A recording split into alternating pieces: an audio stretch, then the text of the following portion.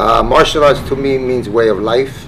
I started training in Taekwondo or in martial arts in my early teens. I was early mid-70s. Achieved my first degree black belt under Grandmaster Ki-Chong Kim in 1980.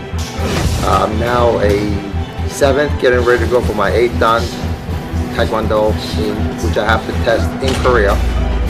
Good job! What makes our school different, the school belongs to everybody. Students, teachers, parents. We teach kids self-defense, discipline, self-confidence, nutrition, exercise, life skills to kids.